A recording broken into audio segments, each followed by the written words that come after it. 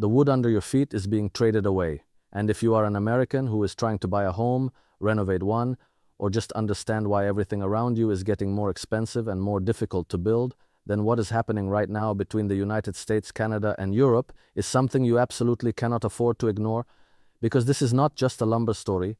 This is a story about who controls the raw materials that build civilizations, who gets punished for trying to protect their industries, and who quietly benefits while two North American neighbors tear apart a trade relationship that took decades to build. This is about geopolitical leverage being exercised through wood, and the consequences are going to land directly on the American construction sector, on American home buyers, and on the long-term ability of this country to house its own people at a price they can actually afford. Canada's lumber industry is heavily export-dependent. Roughly 65% of Canadian lumber production is sold abroad, and the United States remains by far the largest customer, accounting for about 87% of exports as recently as 2025. That is not a trade relationship, that is a dependency. And when one party in a dependency suddenly decides to weaponize tariffs, the other party has no choice but to adapt, redirect, and survive. That is exactly what is happening right now. And the adaptation Canada is making is going to reshape global lumber flows in ways that will echo well into the next decade. Now let us be very clear about what set all of this in motion, because if you do not understand the origin, you cannot understand the trajectory. On September 29, 2025, President Trump signed a proclamation invoking Section 232 of the Trade Expansion Act of 1962, imposing tariffs on imports of timber, lumber, and derivative wood products such as cabinets and furniture. This move, aimed at bolstering U.S. industry and addressing national security concerns tied to foreign subsidies and supply chain vulnerabilities, was applied on top of existing anti-dumping and countervailing duties. Think about that for a moment. Lumber was declared a national security concern. The wood that American families use to build their homes, wood that comes from Canada, a country that has been America's closest ally and trading partner for generations, was reframed as a threat to the nation. That is not trade policy, that is theater. It is economic nationalism dressed up in the language of security. Canada accounts for nearly 85% of all U.S. lumber imports, and the Commerce Department more than doubled duties on Canadian lumber from 14.5% to 35%. The Section 232 action added an additional 10%, bringing total duties on Canadian lumber to 45%. 45%. Let that number breathe for a second. Before all of this escalation, Canadian lumber could enter the United States under agreed-upon frameworks at rates that, while disputed, were manageable. Now, Canadian producers are facing a combined tariff wall that makes their wood practically uncompetitive in the American market. And the ripple effects of that policy decision are spreading outward in every direction. New tariffs and higher anti-dumping and countervailing duty rates in 2025 increase Canadian lumber costs by 25 to 30%, eroding competitiveness and pushing many sawmills into negative margins. When you push an entire industry into negative margins, you do not create strength on the domestic side. You create chaos on both sides of the border. You destroy supply without building replacement supply. And you create a window of economic pain that ordinary people, not the trade lawyers, not the lobbyists, not the industry executives, end up paying for. Since 2022, 22 sawmills have closed permanently and more than 50 have reduced operations, directly affecting over 5,600 workers. Major producers including West Fraser, Domtar, and Interfor announced additional facility closures and indefinite curtailments throughout late 2025, with more expected in early 2026. These are not abstract statistics. These are communities in British Columbia, in Ontario, in Alberta, in Quebec, where the sawmill was the center of economic life. When that mill closes, the diner down the road closes, the school loses enrollment, the town begins the slow process of hollowing out, and for what? So that the United States lumber lobby can claim victory in a trade dispute that has dragged on for decades without resolution? And here is where it gets genuinely interesting, because what Canada is now doing in response tells you everything about how nations behave when they are cornered by a more powerful neighbor. Canada is not just sitting still and absorbing the punishment. In response to the tariffs, Canada is expected to seek greater market diversification in regions such as China, Japan, India, Europe, and the Middle East. This is the classic geopolitical pivot. When the door to one market is slammed shut, you find other doors. and the door that Canada is now pushing open most aggressively leads to Europe. In November 2025, Canada moved to redirect approximately 10% of its lumber exports as US tariffs took full effect. That may sound like a small number, but understand the scale we are talking about. Canada is the world's leading lumber exporter. When it begins systematically redirecting even a portion of its massive production toward European markets, it creates competitive pressure across the entire global lumber ecosystem. European buyers now have access to Canadian softwood at prices they have not seen before. And European producers, who have their own challenges, are suddenly competing with the flood of North American wood that previously went almost entirely to the United States. Europe accounts for 1/3 of global softwood production and roughly 1/4 of net exports. Output has grown modestly over the past 2 decades, outpacing domestic demand and enabling rising overseas shipments, particularly to the US and the MENA region. Now imagine what happens when Canadian lumber starts competing directly with European lumber in European domestic markets. The pricing dynamics shift. European producers feel squeezed, and the interconnected web of global lumber trade begins to reorganize itself around the political choices made in Washington. But let us come back to the American side of this story, because that is where the real pain is going to be felt in the coming years. The United States has never produced enough softwood lumber to meet its own consumption needs, and that deficit is expected to persist through 2030. While the US represents 27% of global demand, it produces only 20% of global supply, requiring substantial imports to bridge the gap. For 5 decades, imported lumber has accounted for 25 to 33% of US consumption. Canada supplies roughly 80% of these volumes, so the United States has been structurally dependent on imported lumber, and specifically on Canadian lumber, for half a century. That is not a recent vulnerability. That is a baked-in architectural feature of the American economy, and when you impose punishing tariffs on your primary supplier, you are not solving the dependency. You are simply making it more expensive and more chaotic. The National Association of Home Builders stated that these new tariffs will create additional headwinds for an already challenged housing market by further raising construction and renovation costs. The NAHB has been screaming about this for years, and they are right to scream. The American housing market is already in a state of deep structural crisis. The country has not built enough homes to keep up with its population growth since the Great Recession. Mortgage rates remained elevated. Affordability hit historic lows. Young Americans could not get into the housing market, and into that already stressed environment, Washington chose to impose tariffs that make it even more expensive to build a house.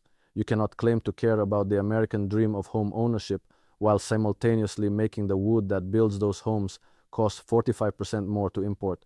Wood makes up 15 to 25% of the cost of building and finishing a home in the United States. That is not a minor line item. That is a foundational input cost. When that cost goes up by double-digit percentages, builders have 3 choices. They can absorb the loss and go out of business, they can slow down or stop building, or they can pass the cost on to the buyer.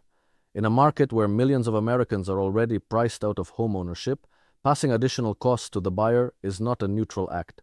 It is a policy that concentrates wealth further and pushes the prospect of owning a home further out of reach for working class and middle class Americans. After housing starts totaled 1.36 million units in 2024, forecasts predict further modest declines through 2026, bringing total starts to between 1.2 and 1.3 million units. The slowdown in home building is not separate from the lumber tariff story. It is part of the same story. When construction costs rise, builders pull back. When builders pull back, supply tightens. When supply tightens, prices rise. And when prices rise in a market where demand is not going away, because Americans still need places to live, you get inflation embedded permanently into housing costs. That is not a market correction. That is a self-inflicted wound. Now let us talk about what the domestic lumber industry actually looks like, because the tariff proponents will tell you that this is all about protecting American workers and American mills. And there is a version of that argument that deserves to be heard. US annual softwood lumber capacity increased by approximately 8 billion board feet from 2015 to July 2025. American mills have been growing, they have been investing, they have been expanding capacity, and they argue that Canadian subsidies, specifically the stumpage system under which Canadian mills access timber on public lands at rates American producers consider artificially low, represent an unfair advantage that has been distorting the market for decades. That argument is not without merit. The dispute over Canadian softwood lumber subsidies is one of the longest-running trade conflicts between any two countries in the modern era, stretching back to the 1980s. Every time the two countries came close to a resolution, it fell apart. After the expiration of the 2006 Softwood Lumber Agreement in 2015, the United States and Canada engaged in negotiations toward a new lumber agreement but have not reached a resolution. In 2017, the United States began reimposing anti-dumping and countervailing duties on imports of Canadian softwood lumber. So this is not something that started with Trump's second term. This is a chronic wound in the trade relationship that has never properly healed, and that each administration has dealt with through escalation rather than negotiation. But here is what the domestic industry lobby conveniently leaves out when they celebrate these tariffs. Market realities do not support claims that the US can achieve self-sufficiency. Replacing today's annual imports would require around 75 new sawmills, far exceeding recent investment trends. 75 new sawmills. Think about what that would actually require. The land, the timber supply, the permitting, the workforce, the capital investment, the years, not months, years it would take to get those facilities operational. You cannot just snap your fingers and replace a supply chain that took half a century to build, and in the meantime, while you are waiting for the domestic industry to somehow scale up to meet the gap, American home builders are paying the price. In British Columbia, historically a cornerstone of Canada's industry, the allowable annual cut has fallen by 1/3 over the past 20 years. Harvest levels have dropped by half due to wildfire losses, insect infestations, indigenous land settlements, and new conservation requirements. This adds another dimension to the story that most people completely miss. Canada's lumber industry was already under severe structural pressure even before the tariffs hit. The forests of British Columbia have been devastated by bark beetle infestations, by catastrophic wildfires. British Columbia alone lost 1.4 million hectares of forest to wildfires in 2023, creating supply constraints that will affect production capacity for years to come. So you have a supplier who is already producing less due to environmental catastrophe, and then you pile on punishing tariffs that make what they do produce economically unviable to sell in their primary market. The result is not more American lumber, the result is less lumber globally and higher prices everywhere. Canadian Prime Minister Mark Carney noted that more than 75% of Canada's exports went to the United States, and that 90% of Canada's lumber exports, 90% of its aluminum exports, and 90% of its steel exports were all bound for a single market. That level of dependency is extraordinary. It is the kind of dependency that leaves a nation economically vulnerable to the political whims of its neighbor. And what we are watching now is Canada's long overdue reckoning with that vulnerability and its deliberate strategic effort to reduce it by diversifying toward Europe, Asia, and other markets. Ottawa announced it would work with railway companies to cut freight rates for the interprovincial transfer of Canadian steel and lumber by 50% beginning in early 2026.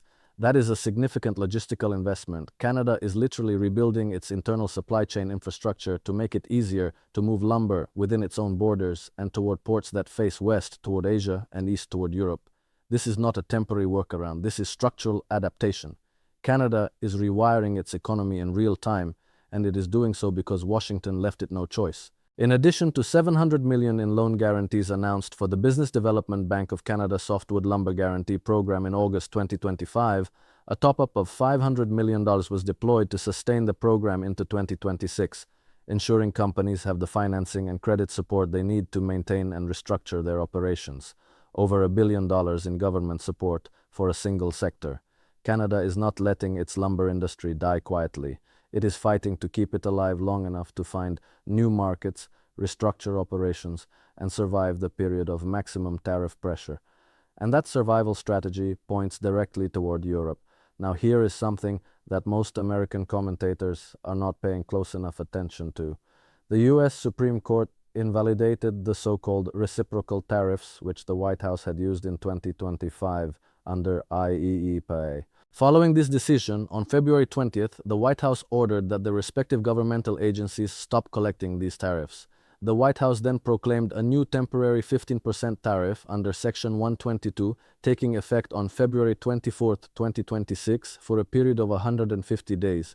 The legal architecture of American tariff policy is shifting under everyone's feet. The courts are pushing back, the administration is improvising, and the result is a landscape of extraordinary uncertainty for everyone involved in global lumber trade: Canadian producers, American builders, European competitors, and everyone in between. This new tariff is not applicable to softwood lumber, furniture, and cabinets, which are affected by Section 232 actions. So while the broader tariff framework is being challenged and modified in real time, the specific tariffs that hit lumber hardest remain in place. The Section 232 actions are insulated from the court challenge that struck down the broader reciprocal tariffs. That means Canadian lumber producers cannot look to the courts for relief the way that some other industries can.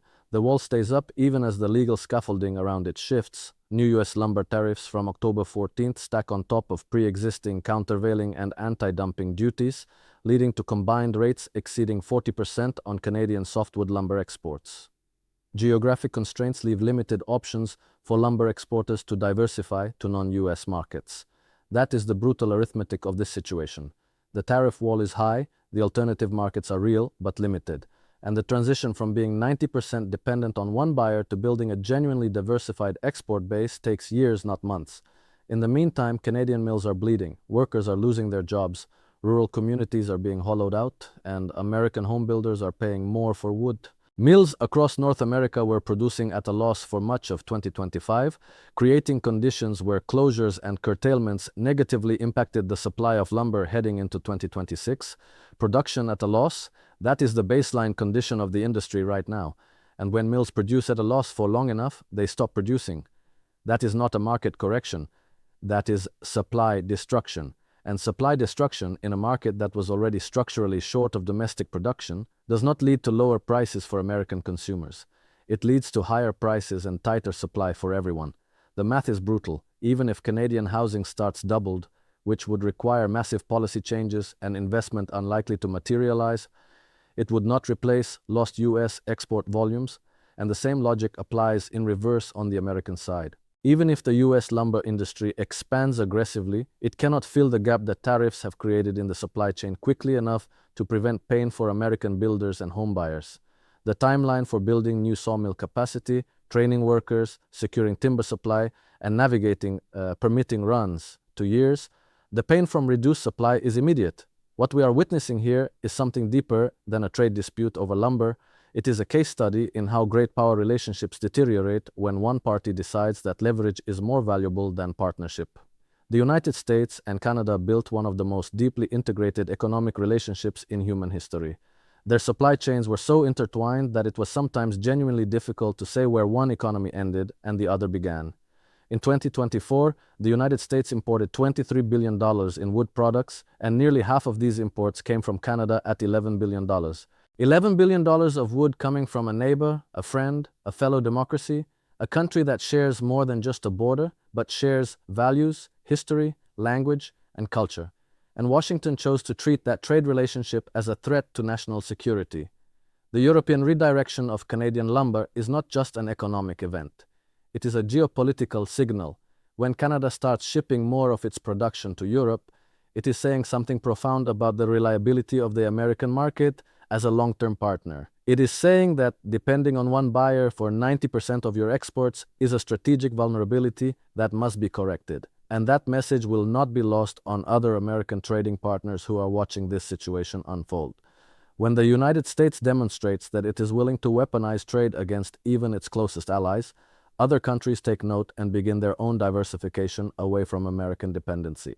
Canada's lumber and forest sector is expected to continue contracting through 2030. That is the most sobering sentence in this entire story.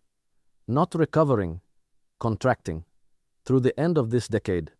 The damage being done to the Canadian lumber industry by these tariffs is not temporary disruption that will be quickly reversed once a deal is reached. It is structural contraction. Mills that close do not reopen easily. Workers who leave the industry do not return. Communities that lose their economic base do not rebuild on a short timeline. The harm is persistent, and the American construction sector will feel the downstream effects of that persistent contraction for years to come. Diversifying export markets such as Asia or Europe could mitigate risks but requires significant investment. Canada is making that investment. It is redirecting freight, it is subsidizing producers, it is building new trade relationships. And as it does so, the wood that once flowed almost entirely southward into American construction projects will increasingly flow eastward toward European building sites and westward toward Asian markets. Every board foot of Canadian lumber that goes to Hamburg or Tokyo is a board foot that does not go to a home builder in Atlanta or Phoenix or Denver.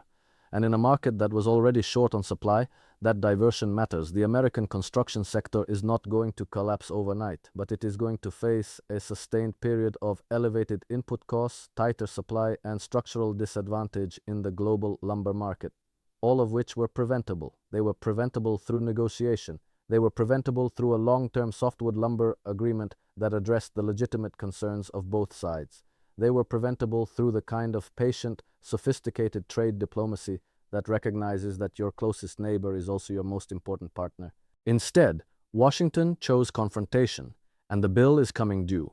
Not for the trade lawyers, not for the lobbyists, not for the officials who made these decisions, but for the American family that wants to buy a house, the contractor trying to keep a crew employed, and the builder staring at rising costs with no easy alternatives in sight. The wood is being redirected, and the direction it is no longer going is here.